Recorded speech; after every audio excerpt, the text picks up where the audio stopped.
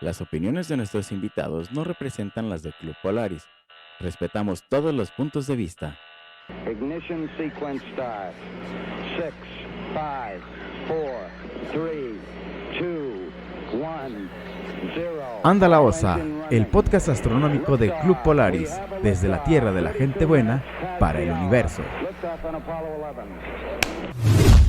Hola, ¿qué tal? Muy buenos días, tardes o noches, tengan todos y todas ustedes. Bienvenidos, bienvenidas a este podcast Anda la Osa con el Club Polaris. Y bueno, en una emisión más de este podcast, muy felices y contentos porque, pues, como pueden ver, tenemos algunos cambios. Por fin mostramos las caras. Y bueno, pues, vamos a dar inicio con esto.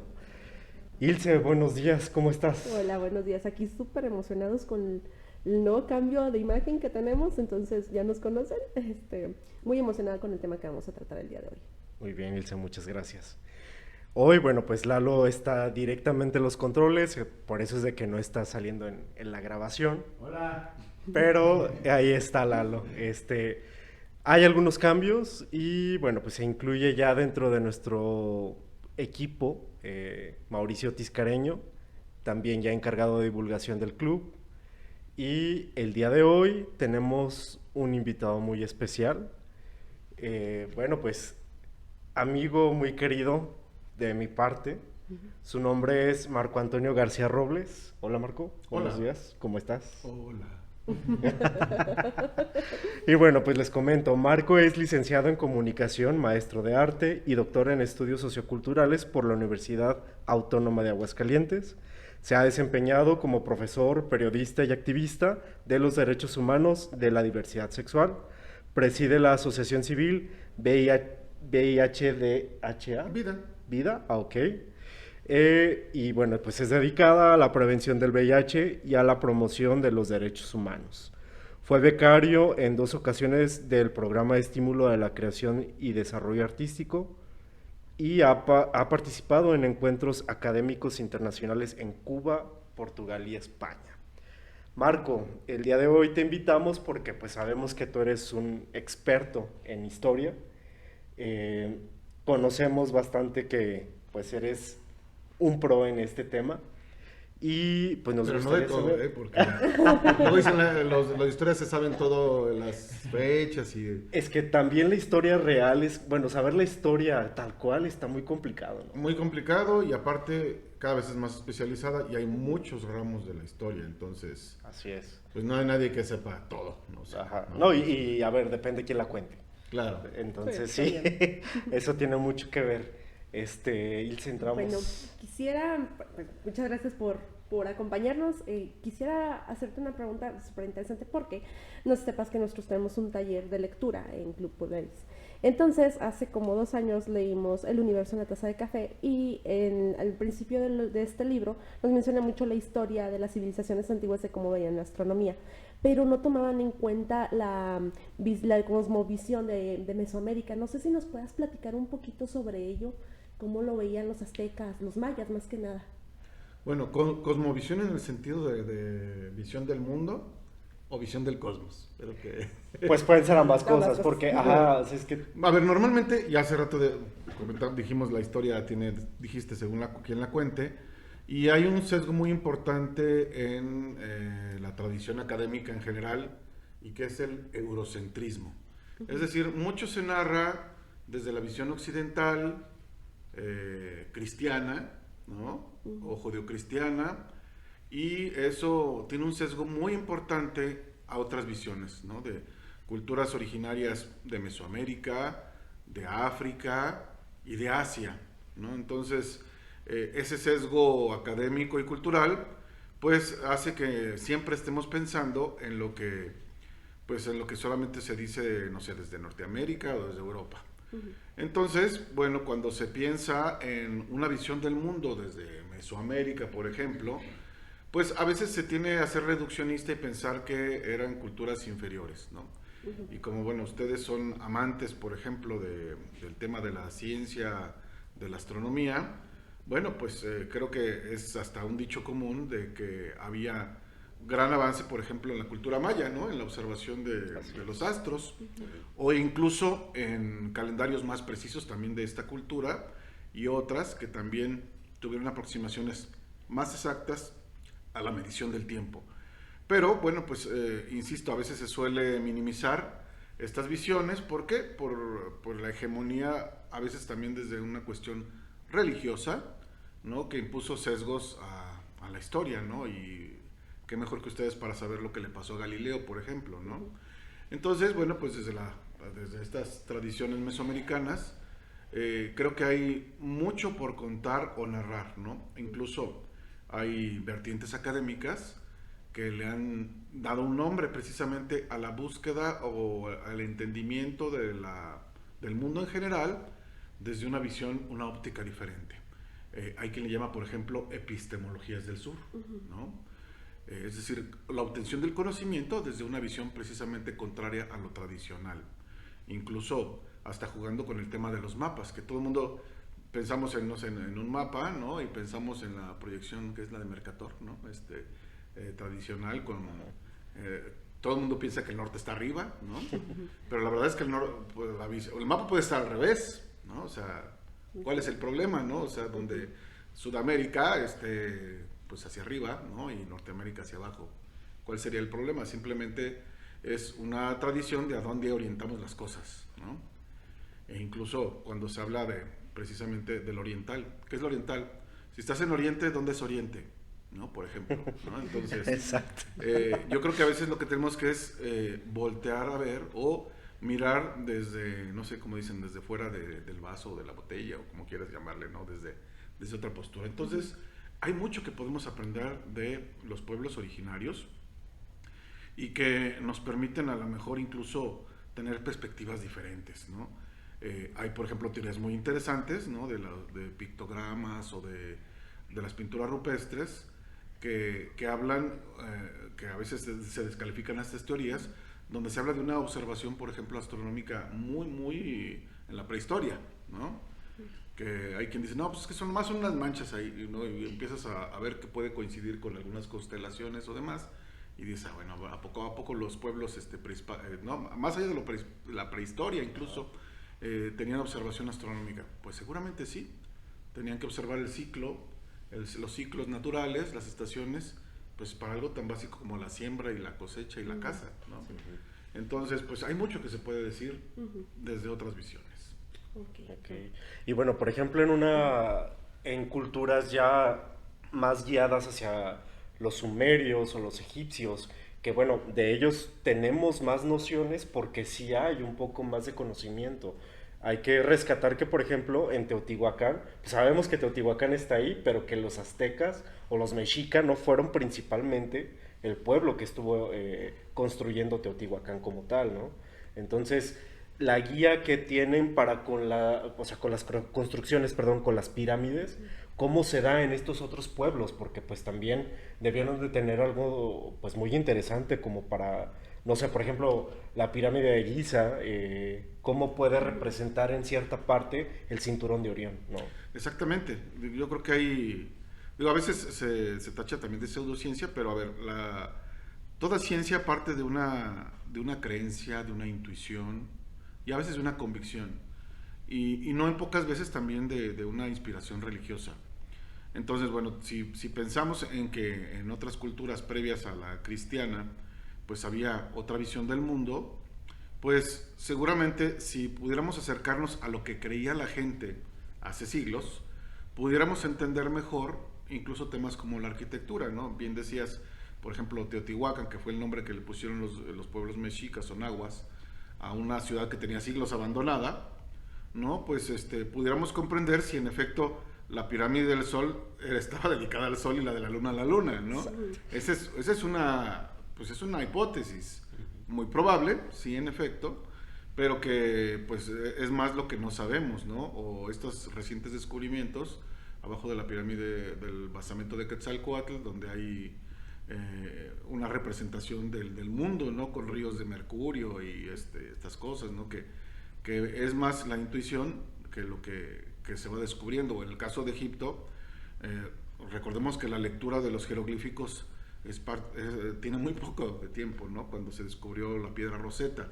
Entonces, anteriormente, pues poco sabíamos de la cultura egipcia, sino hasta que se leen las inscripciones y que a veces coinciden con algunos aspectos de otras tradiciones, por ejemplo, de lo judío, que en cierta manera abrevó de la cultura egipcia, pero no sabemos hasta dónde y qué tanto, ¿no? O los mitos de Babilonia, ¿no? Que también alimentaron, por ejemplo, el tema del diluvio, etcétera, ¿no? Entonces hay muchos temas culturales que a veces es difícil como separar hasta dónde uno, hasta dónde el otro, ¿no? Este ejemplo que hablas de las constelaciones en la ubicación de los asentamientos es muy interesante, ¿no? O como este planteamiento que hizo un niño de la ubicación de las ciudades en Yucatán de los mayas, correlacionados con el mapa celeste, ¿no? Que es algo muy interesante y que nadie había visto hasta que a un niño se le ocurrió empalmar el mapa celeste sobre los descubrimientos de los mayas, ¿no? Entonces, caray, aquí había una cosmovisión mucho más potente de lo que creíamos, ¿no? Y bueno, el conocimiento que las culturas prehispánicas nos han presentado creo que también es digno de representación y de investigación futura, porque ahorita dependemos mucho de la tecnología y es un paso bueno la tecnología, desde luego que no digo que esté mal, pero también si regresamos un poco a estas culturas, pues nos pueden dar más información, creo yo, ¿no? O sea, hasta el punto en que hoy se siguen descubriendo asentamientos en lugares en Yucatán, o sea, en Campeche. Entonces creo que sí es bastante importante para nosotros pues tener este panorama más abierto, ¿no? En cuanto a las culturas. Ahora bien, por ejemplo, ¿qué diferencias hay entre las creencias o la cosmovisión de los mayas con los mexicas, por ejemplo? Bueno, algo que luego a los que sabemos un poco, no digamos que somos expertos, pero por ejemplo cuando vemos una película gringa, ¿no? Sí. Y que mezclan símbolos mayas con mexicas, ¿no? O estos pseudodescubrimientos arqueológicos que están ahorita muy en boga de extraterrestres y que están muy cercanos aquí de Aguascalientes, ¿no? Que con inscripciones igual nuevamente que mezclan la rueda maya con inscripciones del calendario azteca, ¿no? Y unos seres grises ahí, ¿no? Entonces creo que aquí muy cerca, ¿no? De Ojuelos es donde las... no tengo la menor idea. Sí, yo me quedé con que salían del mar, bueno, pero... sí. A los que luego les guste ver esta cuestión de los ovnis, está muy en boga montones de piedras con grabados, que seguramente son de algún travieso contemporáneo, donde mezclan culturas y los quieren relacionar con los extraterrestres, ¿no? Entonces, ¿qué es lo que vemos? Pues claro que hay diferencias. Evidentemente, si hay linajes, si hay como herencias culturales en algunas de estas tradiciones, pero también hay importantes desconexiones, ¿no? Porque, por ejemplo, si vemos la película Apocalipto, ¿no? Que cuando llegan los españoles y todavía están ahí las pirámides o los asentamientos mayas en boga, como si estuvieran en la época clásica de auge, y vemos una representación de algo que ya no existía, ¿no? Sí. Los mayas de la época de la llegada de los españoles, pues ya habían tenido esa desconexión con el gran pasado de las grandes ciudades y pueblos mayas, por ejemplo, ¿no? Sí. Entonces, pues es probable que pues muchos incluso de los sacerdotes de esa época, ya no sabían leer las inscripciones de los, por ejemplo, lo que había de las observaciones astronómicas, ¿no? Seguramente, por ejemplo, el observatorio del Caracol ya estaba hasta destruido, no sé, no tengo la cronología, pero sí hay pues como estas desconexiones, pero sí herencias, porque por ejemplo los mexicas sí tomaron de otras tradiciones y otros asentamientos. No todo es propiamente su cultura, ¿no? Sino son apropiaciones. Sí. Y esto en la historia lo vamos a ver muy frecuentemente, ¿no? Como un mito se vuelve apropiación de otra cultura. Así lo vemos, por ejemplo, como los romanos tomaron las deidades, la mitología griega, y esto lo podemos ver también hasta en el cristianismo, ¿no? Que retoma elementos, a ver si no se nos enoja nadie ahí del católico. Esperemos que no. Del mitraísmo y del zoroastrismo, que tienen que ver mucho, sí, en relación también con la cuestión de la observación del universo, ¿no? Porque mucho se habla de que estas religiones que ahora son hegemónicas se basan por ejemplo, en temas de cultos solares, ¿no? Sí. Que vienen a la actualidad y que ya se han transformado en personajes o en figuras míticas o semi-históricas que le dan sustento a las creencias actuales todavía del mundo, ¿no? Entonces, pues si nos retomamos a esta parte de lo mexica, de lo teotihuacano, de lo tolteca, etcétera, pues sí se comparten algunas deidificaciones, por ejemplo, ¿no? Que es algo que se debate, ¿no? Porque también se habla de si los veían en efecto, por ejemplo, a las entidades que representan a la lluvia, al sol, a la luna, que si en efecto se les veneraba como dioses, o si solamente era una forma de representar a las entidades de la naturaleza, ¿no? Es algo que sigue en debate, por ejemplo, ¿no? Porque la concepción que pensamos de un dios, pues sí viene más bien una cuestión europea. Entonces, ¿cómo lo veían ellos y cómo veían, en efecto, adoraban el sol, adoraban a la entidad, adoraban al astro, le veían como una personificación o simplemente era un respeto y adoración a los ciclos naturales? Bueno, ¿hasta dónde? No lo sabemos, porque la mayor parte de los códices que existían, pues como sabemos, fueron quemados, ¿no? Son muy pocos los que se conservan originales de la época antes de la llegada de los españoles, ¿no? Entonces, pues, ¿qué podemos descifrar? Pues lo que ha sido como igual una traducción o una interpretación de los frailes que dijeron, sí, la regamos en quemar todo, vamos a recuperar lo que podamos, ¿no? Entonces sobrevive muy poco, algunas cosas muy valiosas, como el código Dresde, ¿no? Que está en Alemania, que habla precisamente de observaciones desde los mayas, observaciones astronómicas, ¿no? Que consiguen, si mal no recuerdo, temas de eclipses y demás, ¿no? No, y tocas un tema bien interesante, porque retomando lo del libro del universo en la taza de café, ellos, como bien dices, veían a sus dioses en los astros y todo eso. Por ejemplo, para la cultura, los mesoamericanos, los aztecas veían en Venus a Quetzalcóatl. O las Pléyades, ellos le llamaban Tianguitzli, que es como el tianguis, de ahí viene la palabra tianguis, porque era lo que ellos veían en su entorno. Y también el libro abarca mucho esta parte de que con el avance de la tecnología hay menos lugares donde se pueden ocultar los dioses. Así termina el libro. Me gustó mucho esa reflexión porque veían a los dioses en los astros, y con el avance de la tecnología y con el avance de los conocimientos ya no hay donde esconder esos dioses. Entonces me gusta mucho esa parte de todo eso de cómo ellos lo veían y cómo lo mencionas tú. O sea, a lo mejor puede que sea una mala interpretación, o a lo mejor era así, no lo sabemos. O sea, todo se deshizo con el tiempo. Sí, y porque, vamos, las interpretaciones y las lecturas la tenemos pues de los frailes que rescataron, ¿no? Como por ejemplo Bernardino de Sagún, que son el Códice Florentino, que es como de los relatos más amplios, ¿no?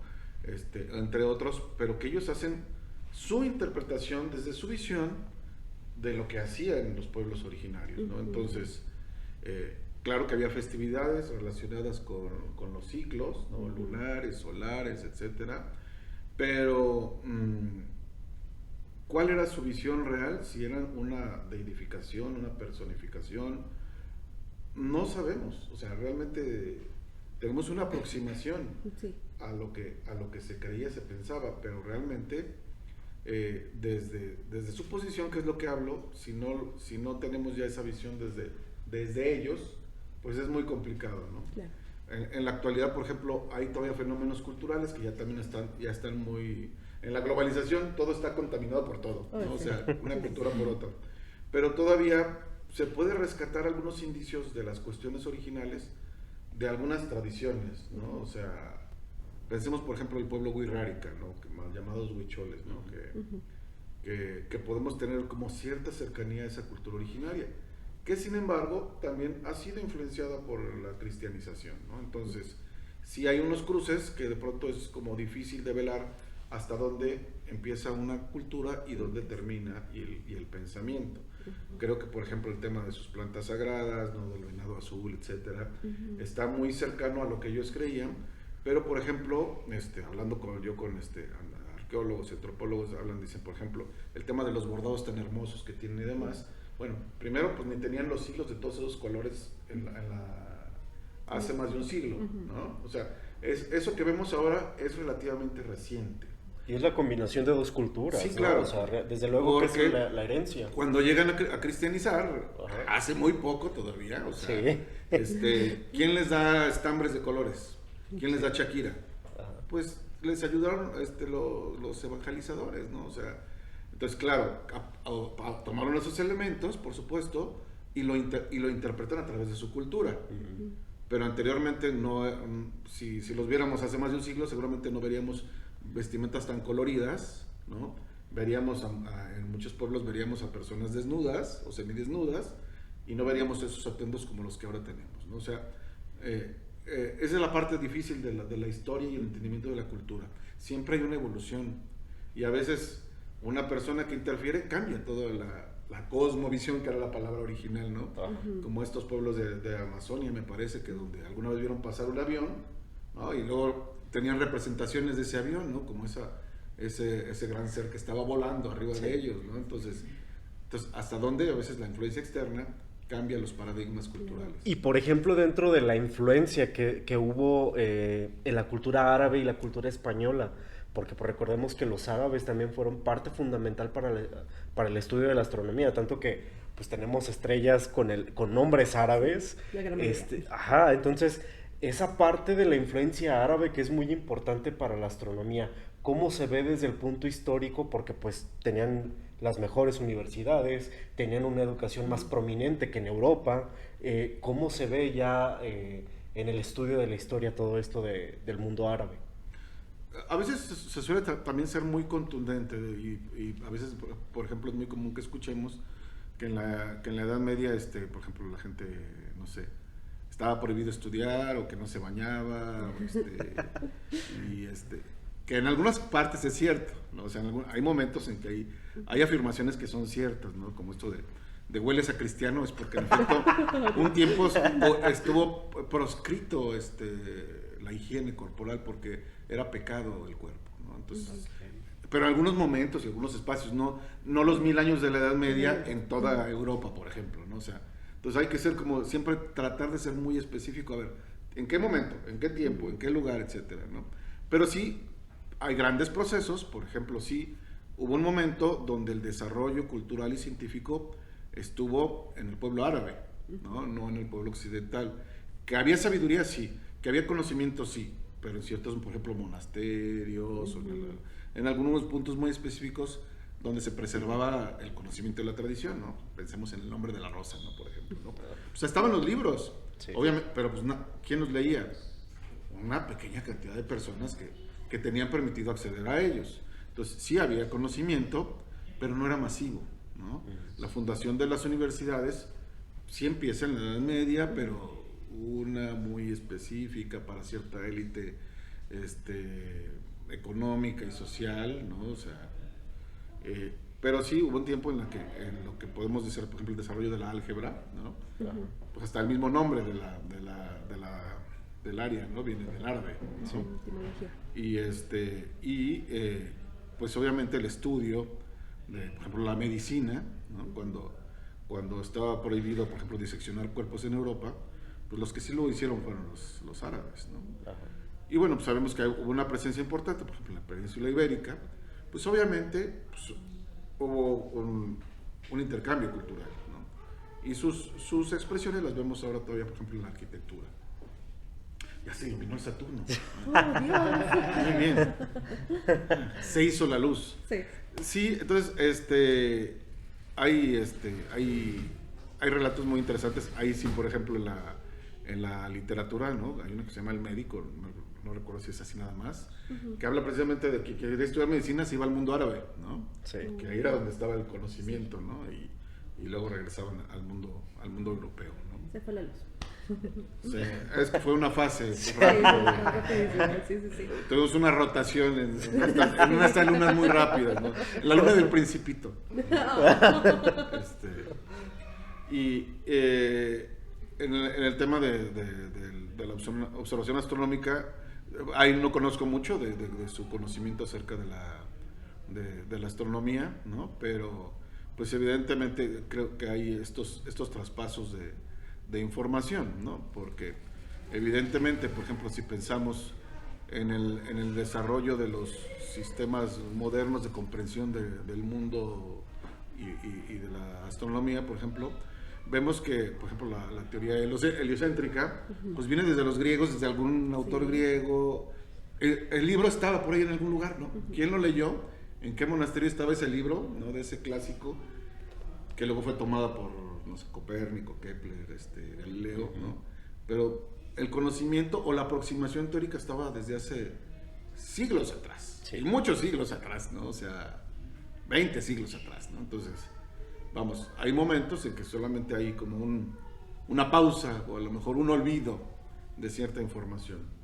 Entonces, creo que un reto de la historia a veces es descubrir estos hilos de dónde viene realmente el conocimiento, ¿no? Si hay cosas tan recientes como la invención de la radio, del sistema de transmisión, que todo el mundo dice, no, pues Guillermo Marconi, ¿no?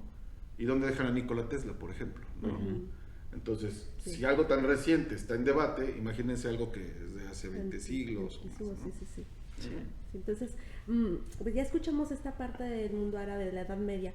Me gustaría un poquito iniciar con la parte del Renacimiento. Como bien mencionas, Johannes Kepler, Galileo Galilei, obviamente Copérnico, Tycho Brahe. ¿Nos puedes platicar un poquito de la astronomía en el Renacimiento? ¿O cómo se desarrolla esto? Porque todo el mundo sabemos lo que pasó con Galileo, ¿verdad? Entonces, si nos puedes platicar un poquito. Hiper se mueve. Y sin embargo se mueve.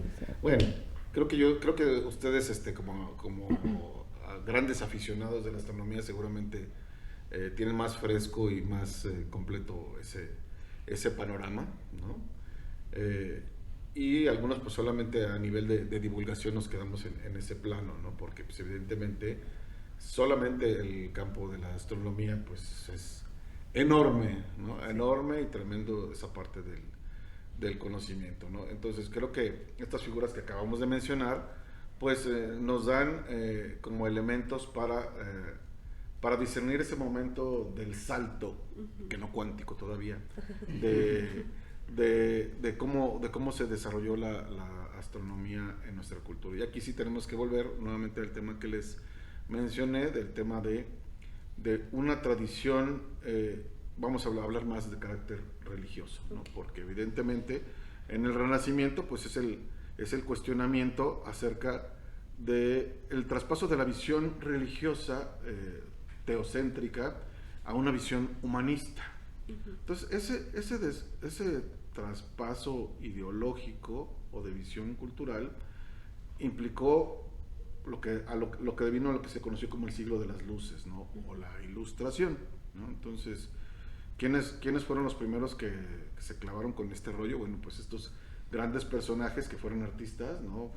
Pues a Leonardo, por ejemplo, o Miguel Ángel, ¿no? Que eran polímatas, o sea, que no se conformaban con aprender de algo, ¿no? Sino de todo.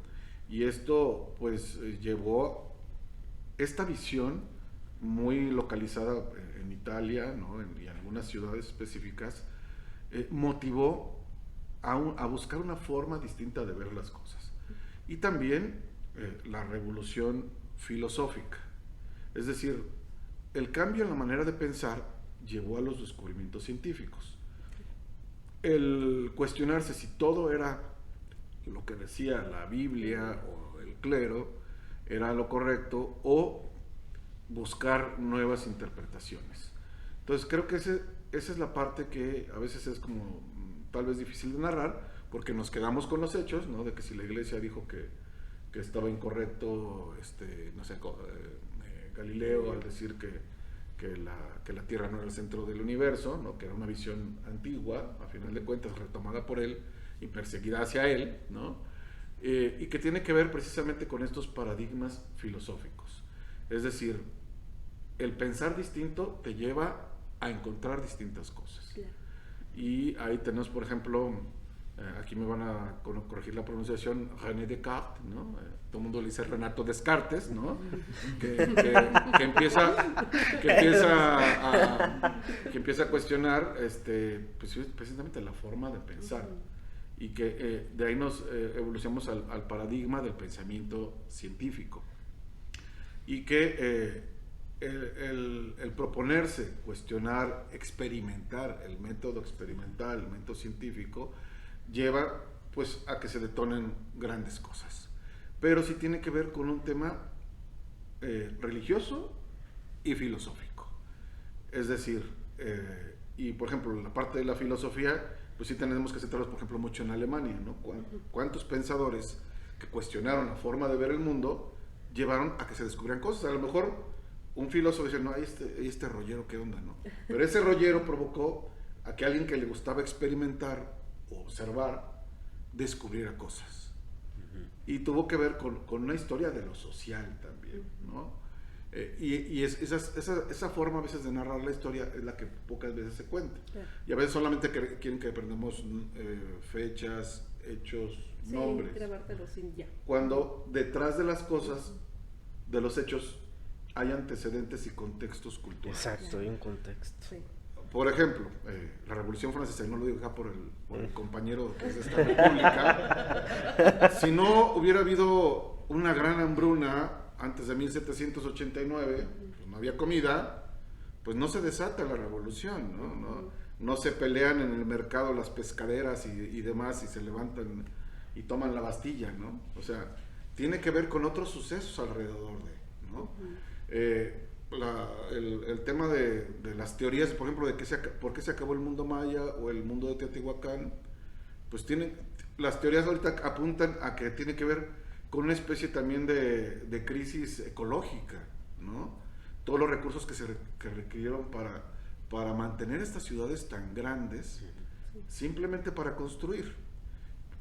Para hacer esos monumentos en el mundo maya, por ejemplo, tuvieron que gastar cantidades enormes de madera para quemar la piedra con la que haces la cal. Entonces, para erigir una pequeña pirámide tenías que devastar hectáreas de bosque. Entonces eso nadie lo cuenta, ¿no? Y en Teotihuacán... Perdón que te interrumpa, adelante. Pero es que ahorita se me vino, por ejemplo, la idea de lo del Tren Maya. Ay, que es que van a acabar con la selva, es como que, o sea, sí, pero espérame, ¿no? O sea, digo, se me vino eso por lo que dices. Ya han acabado antes con la selva. Sí. O sea, los mayas en algún momento devastaron la selva, ¿no? ¿Y en qué devino eso? Pues una crisis social, política y una cultura que quedó congelada en el tiempo. Pues sí, nomás veámoslo ahora con la pandemia. Todo cómo se desmoronó, y solo con la pandemia, económicamente, socialmente, cómo está. Y psicológicamente. Ves a los chavitos, perdón que lo diga así, porque me voy a ver viejo, ¿no? Pero traen unas crisis emocionales muy fuertes. Sí, terrible. Y un nivel de aprendizaje más bajo. Sí. Y por ejemplo, nuevamente, Europa, a un papa se le ocurrió decir que los gatos tenían el demonio, hay una cacería de gatos, se dispara la cantidad de ratas que hay en las ciudades y viene la peste. La peste negra, oh Dios. Y eso que fue una debacle de la humanidad, porque no murieron el 10%, se murió la mitad de la población del mundo, ¿no? Bueno, del mundo conocido, ¿no?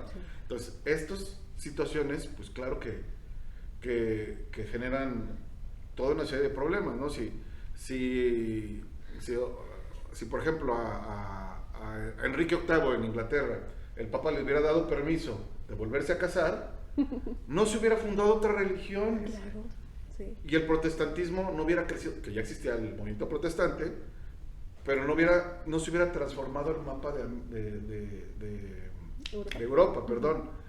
Y por ejemplo, un asunto que puede ser muy personal, ¿no? Como el tema el Papa no me dejó casarme con mi nueva esposa, devino en que la persecución de los protestantes en Europa se fueron a Inglaterra, y en Inglaterra esos pensadores fundaron la Royal Society, que dio origen a los grandes astrónomos, físicos, pensadores, que llevaron a una revolución cultural, ¿no?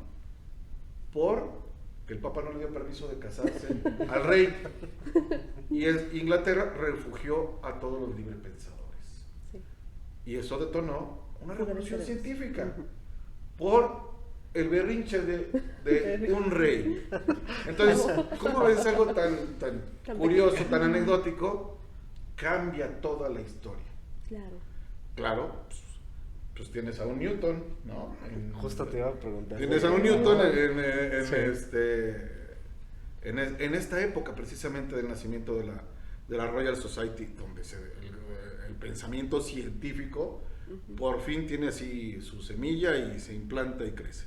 Y crecen otras sociedades a la par, ¿no? O sea, obviamente esto no es un fenómeno lineal, sino que hay fenómenos paralelos, ¿no? Está el tema de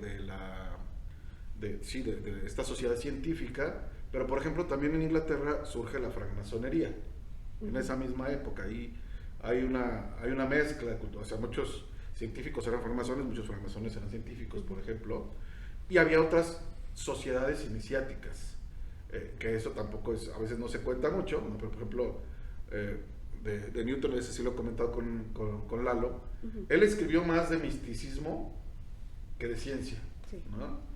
¿Por qué? Porque había una búsqueda, no solo, o sea, la búsqueda del conocimiento y del saber, contrario a lo que se cree, también está muy relacionado al tema espiritual o el tema religioso, porque es la comprensión del universo.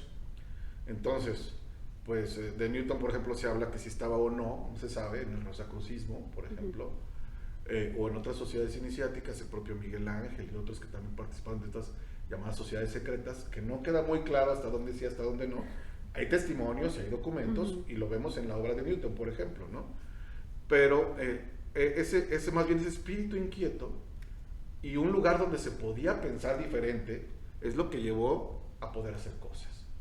Si estás reprimido, si te dicen es que eso que hay una inquisición que te va a perseguir, pues seguramente hay cosas que no se hubieran sabido, ¿no? O cuál fue el caso de Kepler o Copérnico, ¿quién fue el que hasta que se iba a morir, ahora sí lo publico, ¿no? Pues fue Copérnico. Ya me voy a morir, pues ahora sí ya, pues sáquelo, ¿no? Les dijeron, no, es que tienes que publicarlo, no, es que no. Si lo publicara en su momento, el perseguido hubiera sido él. Exactamente, ¿no? Y él se murió y ahí quedó. Y sale la publicación, ¿no? Y eso inspiró a Galileo. Claro. Entonces, a veces son tiempos, momentos y circunstancias que pueden tener que ver con la persecución de los gatos o con un matrimonio fallido, ¿no? O que no llovió en 2 años en Francia y no había cosecha, ¿no? Y el hambre pues mueve cosas. No, pues tan sencillo como Galileo, que le dijeron, oye, hay una personita en Holanda que mejoró, que está viendo con unos lentes mundo que no habíamos visto, y él retoma esa idea, mejora el telescopio, y se le ocurre apuntar a Júpiter. Claro. O a la Luna, o a Venus. Cambia lo micro y lo macro, porque en efecto, te vas hacia afuera, pero también te vas hacia adentro, claro. ¿No? Cómo descubren los microbios y demás, si no es con el mejoramiento de la óptica, ¿no? Por ejemplo, ¿no? Luego llega Newton a mejorar la óptica. Y luego la gravedad, darle un sentido matemático, el cálculo, y estaba súper joven. ¿Y dónde hay un equilibrio? O sea, porque se menciona así mucho, por ejemplo, del tema científico y del tema a lo mejor filosófico y del tema alquimístico o alquimista, no sé, pero tiene que haber un equilibrio pese a que se estén discutiendo esos tipos de cosas. O sea, por ejemplo, Newton, me lo imagino haciendo el tipo de experimentos que hacía, pero me cuesta trabajo imaginarlo haciendo trabajos de alquimia, por ejemplo. A ver, es que no lo vemos desde el prejuicio contemporáneo. Antes no había química, había alquimia. ¿Y cuál era la búsqueda de, por ejemplo, la piedra filosofal, aunque se oiga Harry Potter? O sea, la gente estaba buscando cómo vivir más, cómo transformar el plomo en oro, que no es imposible, pero sale más caro producir oro. O sea, puedes hacer una conversión con la tecnología moderna, pero te saldría 10 veces más caro, entonces pues mejor busca oro directamente, ¿no? Sí. O sea, no es imposible, ¿no? Entonces, lo que se estaba buscando era algo trascendental en lo material y en lo espiritual. Los grandes descubrimientos a veces tenían que ver hacer una pócima los llevó a descubrir elementos químicos, ¿no? Entonces, hay que eliminar ese prejuicio de lo contemporáneo o de lo moderno. Juzgar con el tiempo juzgar con la vista actual. En esa época lo válido desde la ciencia eran otras cosas. hasta hace un siglo y tanto, a ver, puedes ver las notas de los médicos de Aguascalientes y todavía estaba en boga la teoría miasmática, ¿no? Los miasmas, los malos olores y eso provocaban la enfermedad. Que a lo mejor hay una relación, ¿no? Obviamente de un mal olor, pues hay una putrefacción, hay una cuestión digo, a nadie le gusta vivir a un lado del río San Pedro, por ejemplo, ¿verdad? No. Seguramente habrá quien le dé asma o que le dé alergia vivir cerca de las aguas negras, ¿no? Bueno, pues la teoría vigente era la teoría de los miasmas, no la teoría bacteriana de Pasteur, ¿no? Entonces, desde esa óptica, en ese momento, pues había la posibilidad de indagar de Newton, pues a lo mejor, ¿cuál es el alma de este elemento? ¿No? ¿Qué mueve esta enfermedad? O sea, por ejemplo, nuevamente la teoría médica, también está la teoría de los, no me acuerdo cómo se llama, que tiene que ver con los temperamentos, los caracteres, ¿no? Que si eres sanguíneo, flemático, ¿cómo? Los humores. Y bueno, si nos vamos a lo astrológico, no, bueno, por ejemplo, pues es que, a ver, y todavía yo me lo cuestionaría, ¿no? Por ejemplo, ¿cómo la luna afecta el ciclo del reproductivo de las mujeres? No sé. ¿Por qué coincide mucho en el tiempo? Y si mueve las mareas, ¿por qué no moverá el útero? ¿Verdad? No sé. Yo todavía me lo pregunto, ¿no? A lo mejor dices que eso suena a pseudociencia, ¿no? Bueno, y si hay algo, bueno, pues, ¿por qué no? Y si en ese momento era lo que decían, no, pues es que estamos en luna llena y es en la época en la que la mayoría de las mujeres están en tal ciclo, pues es lo que se creía y desde esa óptica se investigaba, ¿no? ¿Qué te doy? ¿Qué pienso? ¿Qué experimento? Y claro que esas observaciones que pudiéramos hoy calificar de mágicas o esotéricas, pues fueron lo que dio a llegar al momento actual del momento científico. Sí, era lo que decía Carl Sagan, que él no quería que lo juzgaran por lo que había descubierto, lo que creía en su momento. Era hasta donde llegamos. La inteligencia es la misma, nada más que conocíamos menos o teníamos creencias diferentes, pero dice él en Cosmos que no quiere que lo juzguen por eso. Entonces, pues sí, o sea, es hasta donde llegamos al límite. Por ejemplo, él es un gran científico, pero lee su libro y eso es poesía, ¿no? Es poesía y son profundas reflexiones filosóficas acerca de la vida. En el mundo y sus demonios menciona algo que me gusta mucho y es la perspectiva religiosa de las personas es tan respetable con todos que la ciencia no tiene nada que decir ante ella. Y es algo muy bonito porque muy bonito, comparte el lado humano, ¿no? O sea, como que la parte humana de decir, no soy más que tú, no soy menos que tú, pero tienes que ser lo suficientemente, autocrítico y crítico con todo el mundo que te rodea para saber qué es lo que haces y desde dónde parte tu pensamiento. Es que la filosofía es la madre de todas las ciencias y filosofar es bien bonito porque llegamos a lo mismo, la curiosidad.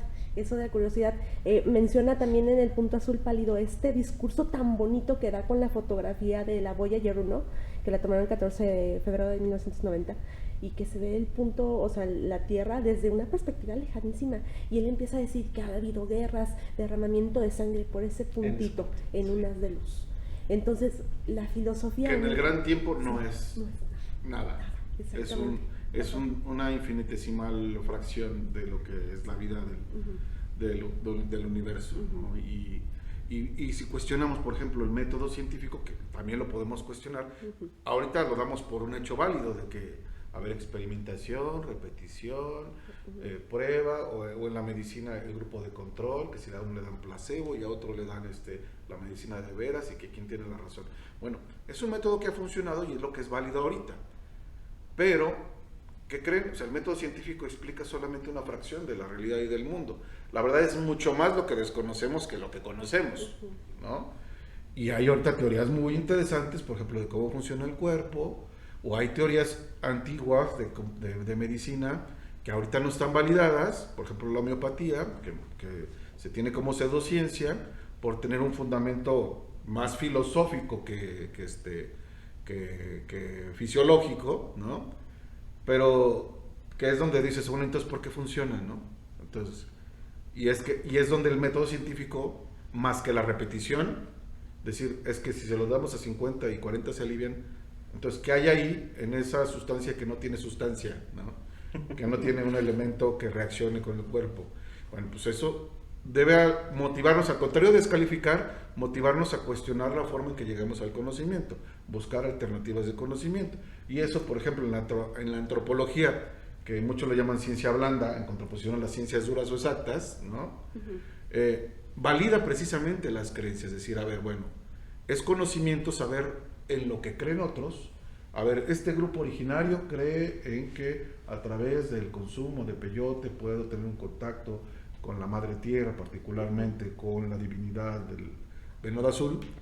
Ese es su conocimiento originario, y la antropología dice, bueno, eso es en lo que ellos creen y yo recojo ese conocimiento y esto es ciencia porque estoy recogiendo lo que otros creen, ¿sí? No estoy diciendo que esa visión de la realidad sea la cierta, pero yo valido que eso existe. Entonces, en el mundo existen muchos conocimientos tradicionales, antiguos, si quieren pseudociencias, que superan en número a la ciencia. Simplemente, ustedes sabrán, el conocimiento del cosmos o cómo funciona, pues sabemos una infinitesimal parte. Desconocemos más del 90% de lo que hay en el mar, por ejemplo, ¿no? Y de lo que hay en el cosmos, pues sabemos solo una pequeña fracción de lo que nuestros aparatos modernos nos permiten conocer. Y hay cosas de las nuevas ciencias que parecen pseudociencia, ¿no? Digo, acaban de hacer el experimento de poder hacer este traspaso cuántico de una partícula a través de internet, no sé si alguien lo vio, ¿no? O sea, de demostrar que se puede hacer teletransportación, por decirlo de alguna manera, de una partícula a través de la distancia y el tiempo, no sé, pero solo una partícula, ¿no? A través de internet. Dices, a ver, eso me suena así como a Matrix. No, ¿cómo se llama esta serie? Star Trek, ¿no? O sea, que podías moverte de un lado a otro. Bueno, lo hicieron con una partícula ya. Dices, a ver, entonces, ¿esto es ciencia, es pseudociencia, es ciencia ficción? Es que no recuerdo dónde mencionan ciencia tan avanzada que parece magia. Que parece magia. Entonces, imagínense, bueno, pensando que tenemos una máquina del tiempo, podamos llevar nuestra tecnología atrás. O sea, estaría increíble eso. O sea, la gente, ¿cómo lo vería? ¿Un celular? Sí, pues el celular. O que venga gente del futuro y nos vea como primitivos. O sea, sí, entonces seguramente. Está como muy loco esto. Entonces, yo creo que lo que tendríamos que quitarnos en todo sería más bien la soberbia intelectual. Y abrirnos a que hay muchas posibilidades que en este momento, por las circunstancias, el tiempo y lo demás, lo que tenemos al alcance, pues todavía no hemos llegado al punto donde podamos hacer afirmaciones categóricas. O para el presente, solamente decir, en este momento lo que hemos visto es que es válido tal observación, y que si antes la religión descalificaba la ciencia, pues a lo mejor luego la religión nos puede develar, o algunas creencias filosóficas o espirituales nos pueden decir que estábamos equivocados en algo, ¿no? Digo, cuando tengamos la posibilidad de entender la cuarta o la quinta dimensión, que lo representa muy bien Carl Sagan en su serie, ¿no? Cuando tengamos la mente para visualizar eso, o en Interestelar mismo, ¿no? Que, sí. Ver ¿cómo se llama? Donde está atrapado que son como los cubos, el Tesseracto, ¿no? Sí, o sea, el Tesseracto, ¿no? Que luego lo vemos en películas de Marvel, ¿no? También, ¿no? Sí. Bueno, a veces estas películas Multiverso. nos hacen aproximaciones a especulaciones hipotéticas, científicas, que a lo mejor en algún momento se comprueban, o algo, dicen, no, pues estaban muy jaladas de los pelos, ¿no? O sea, y que nos pueden llevar también a nuevo conocimiento. Simplemente, cuando venía para acá estaba pensando, ¿no? ¿Quién propuso la teoría del Big Bang? Un sacerdote, ¿no? Cuanto antes, la religión es la que persiguió la astronomía, ¿no? Y esa es una parte muy bella que lo vemos en la serie de Cosmos, en la segunda parte de Cosmos, ¿no? Sí. Donde van al observatorio que hay en el Vaticano, por ejemplo, ¿no? Ajá, sí. Es como una reivindicación, ¿no? Bueno, pues entonces antes no creíamos en la ciencia, pues ahora la impulsamos. No, pues simplemente la disculpa que hizo el Papa Juan Pablo II en 1992 a Galileo, porque el enjuiciamiento, pues él dijo, no, estaba mal, y lo admitimos no sé cuántos años después. Pero ese hecho de reivindicarse y de que no están peleadas, es muy bonito eso. Entonces, sí me gusta mucho esa madurez que está tomando ahora la humanidad de respecto a que hay mucha gente. Alguna parte de la Alguna humanidad. parte, exactamente. Mucho Sí, no. sí, sí. Porque también las visiones extremas, desafortunadamente, es lo que yo veo actualmente, la polarización Sí, las sí, visiones sí. basadas en creencias. Sí. Cuando la apertura a otras posibilidades y otras creencias es lo que ha propiciado el avance. Porque si antes me decían, no, es que es pecado y prohibido abrir un cuerpo para ver qué hay dentro, pues eso permitió no permitió más bien que la medicina avanzara. Bueno, ¿por qué no, como dicen, pensar fuera de la Matrix? ¿No? Pues déjame atrevo, soy científico, sí, pero ¿por qué no me atrevo a creer que esta propuesta filosófica pudiera tener una razón científica de una ciencia que todavía no comprendo, ¿no? Hay un amigo que dice esto, que es muy cuestionable, evidentemente, pero dice, la física cuántica cada vez se parece más, por ejemplo, al Kybalión, ¿no? O a otras propuestas esotéricas, ¿no? Bueno, pues a lo mejor en algún momento, una cuestión que antes, como las pseudociencias, que ahora les llamamos, propiciaron a la ciencia, pues a lo mejor una de estas ideas pseudocientíficas para el mundo contemporáneo, resulta que sí estaban fundamentando algo que todavía no conocemos, ¿no? A lo mejor alguien un día explica la homeopatía con ciencia y dicen, ¿qué creen? Sí servía eso de dar chochitos y agua, porque hemos encontrado que la fisiología del cuerpo responde de esta manera a esto. Bueno, no se ha logrado bajo el método científico actual, no, solo mediante el método empírico, donde por alguna razón funciona. A lo mejor si es el efecto placebo o no, pues no lo sé, pero cuando le dan homeopatía a un perro y le funciona, no creo que le haya funcionado el efecto placebo, ¿no? Por ejemplo. Entonces, ¿cómo explicas esos fenómenos, no? O cómo a veces una cuestión que tiene que ver, por ejemplo, con nuestras tradiciones originarias, ¿cuántos en su casa, los que son mexicanos, ¿no?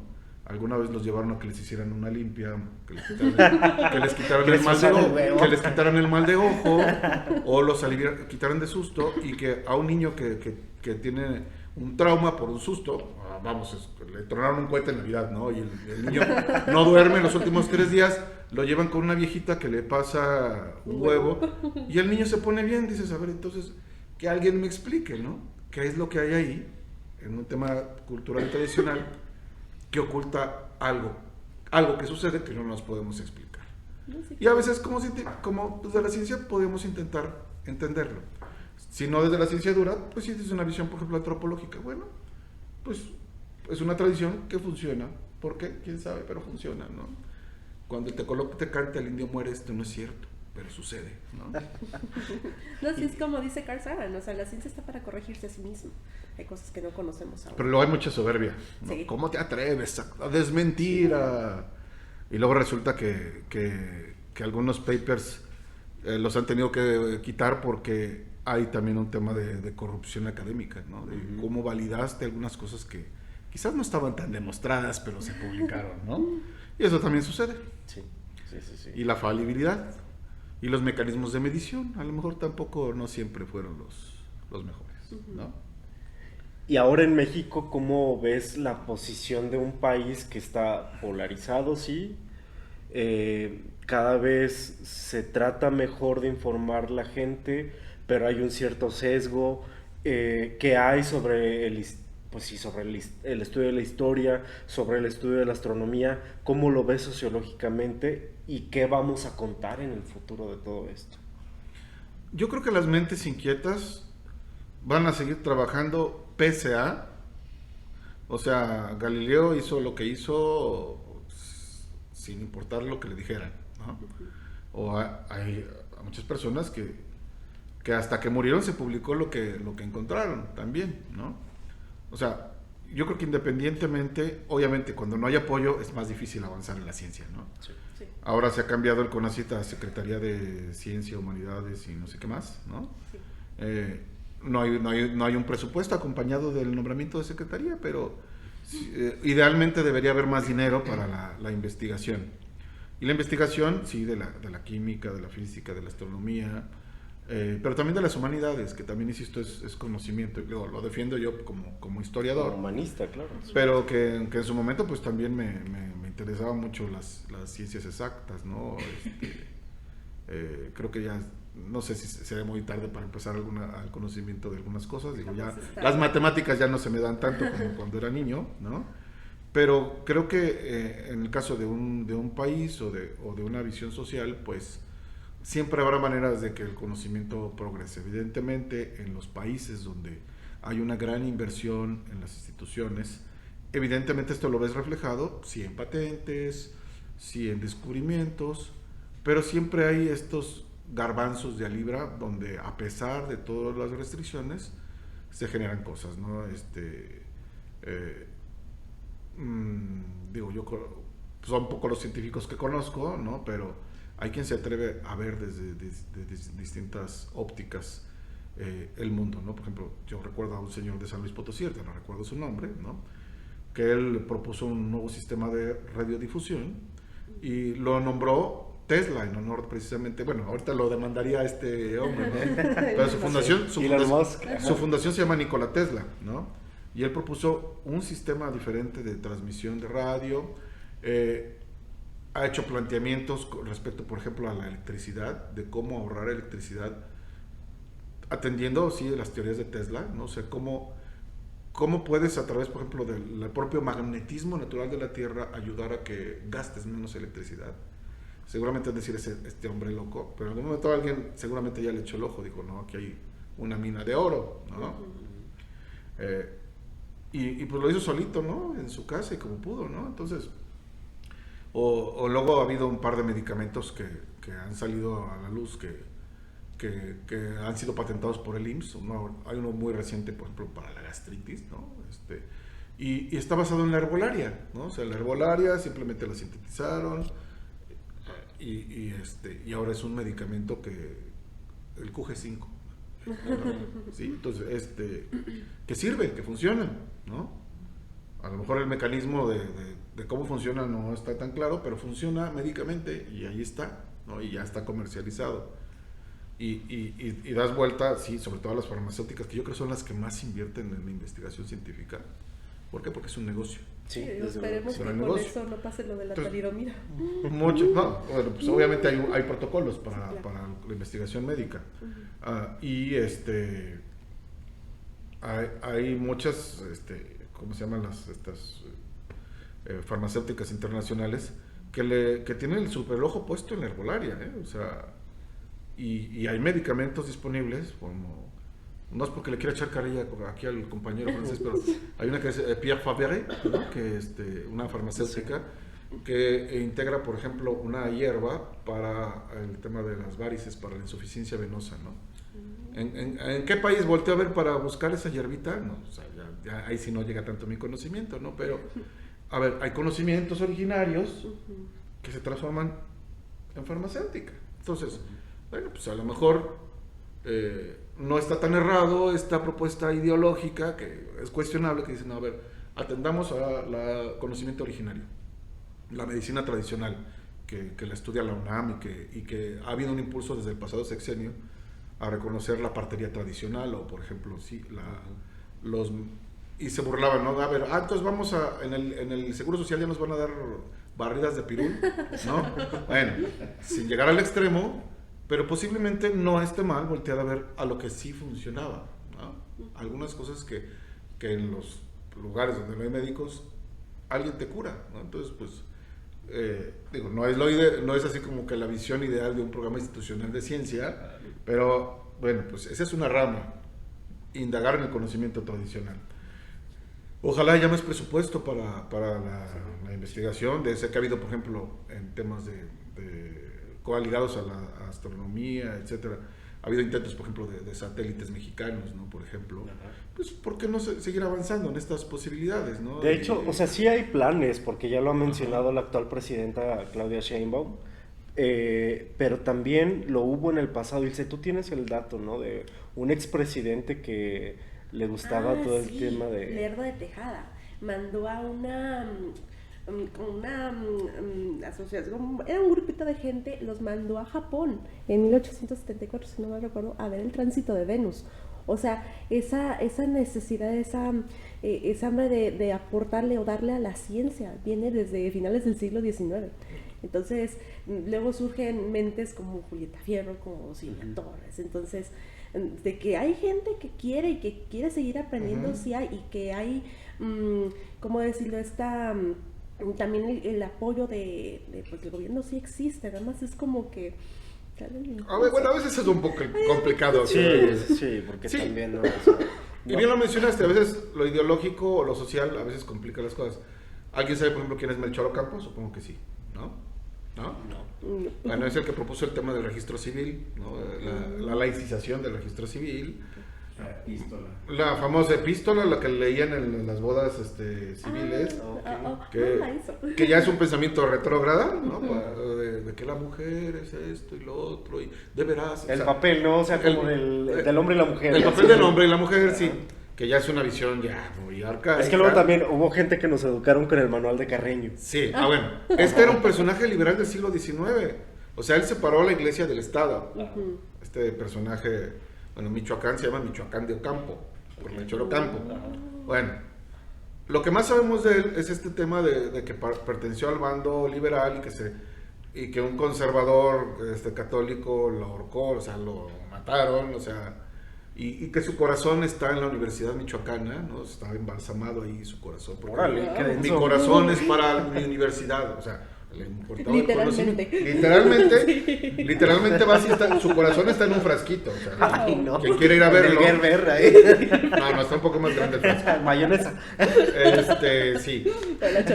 Pero ves su biblioteca donde está su corazón y ¿qué crees? Hay un telescopio que era de él, hay tratados astronómicos franceses en su biblioteca, o sea, el nombre de ciencia. Solo que lo conocemos en la batalla política, pero nadie habla de él como un aficionado de la astronomía, ¿no? O pues, ¿cuántos saben que Gabilondo Soler es un tema que yo tengo ya investigado, que de hecho no siguió en la astronomía y se metió a la música por falta de presupuesto. No, pues ahí está. Pero luego ya que la música le dejó, ya sus últimos años se los dedicó enteramente a la astronomía, ¿no? A este viejito bigotón, ¿no? Y barbón, o sea, creo que siempre habrá personas que quieran conocer y la aproximación será desde sus posibilidades, ojalá exista el apoyo, ojalá, esta palabra árabe, ¿no? Quiera Dios, ojalá, ¿no?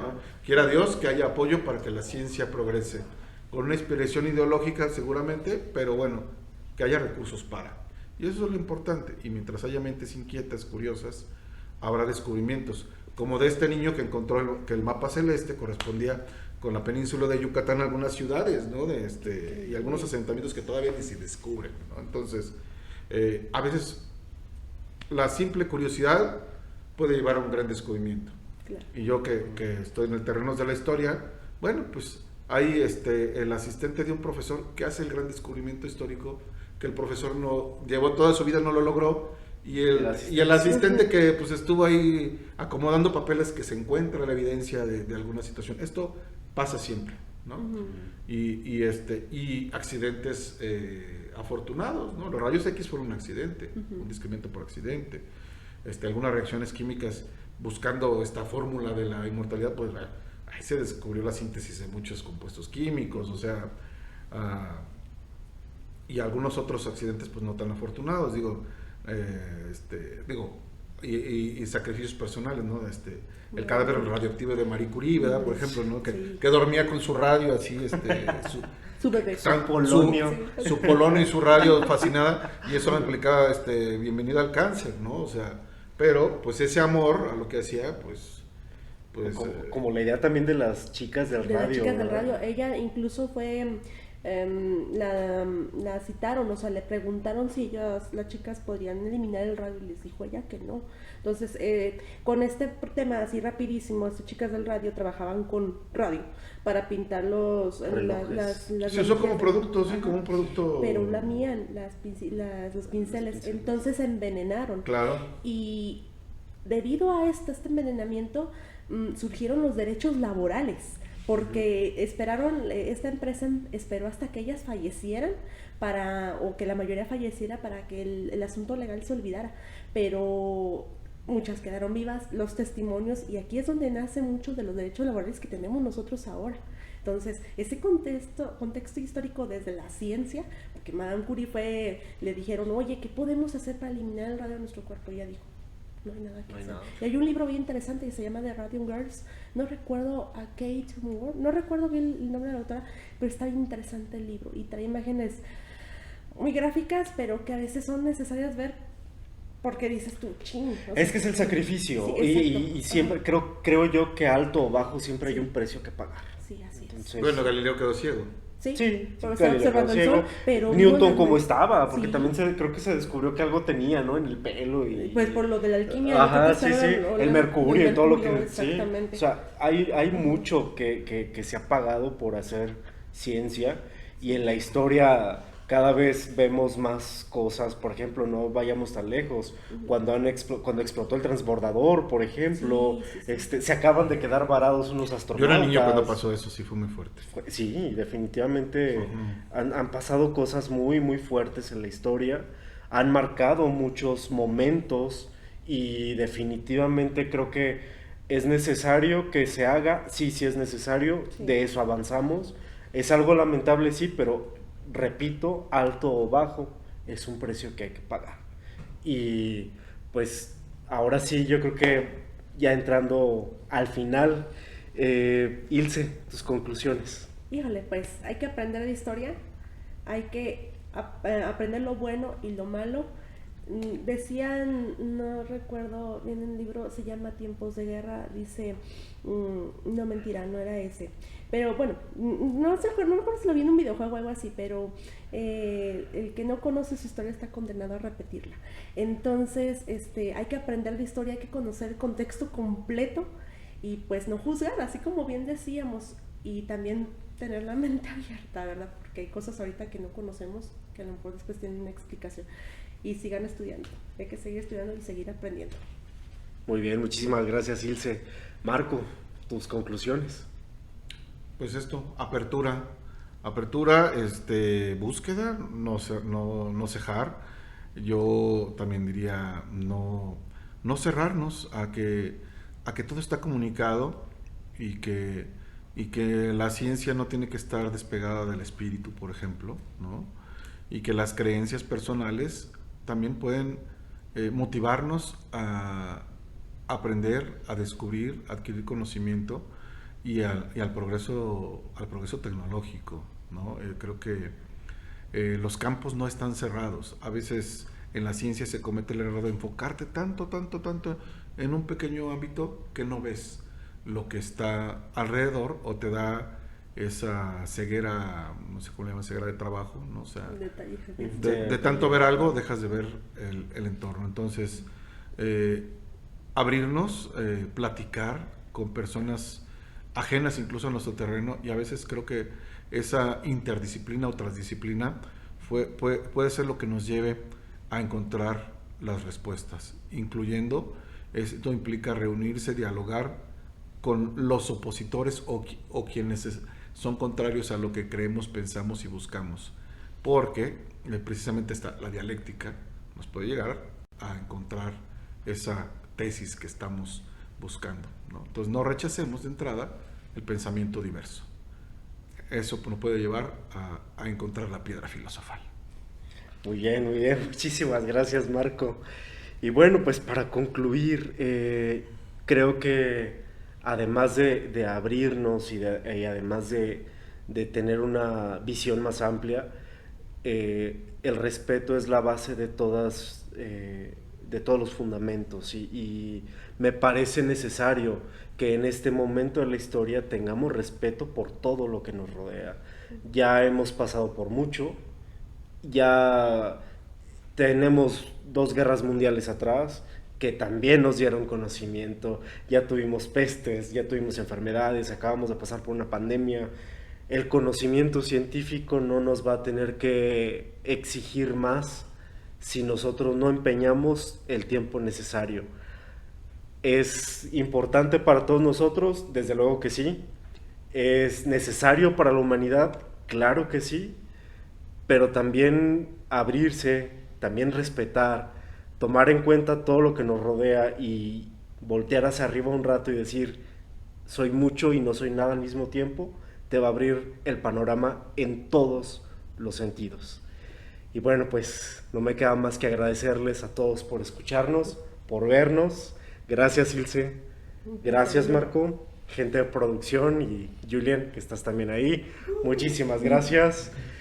Esto fue Andalausa Podcast y recuerden, como decía Sor Juana Inés de la Cruz, no estudio para saber más, sino por ignorar menos.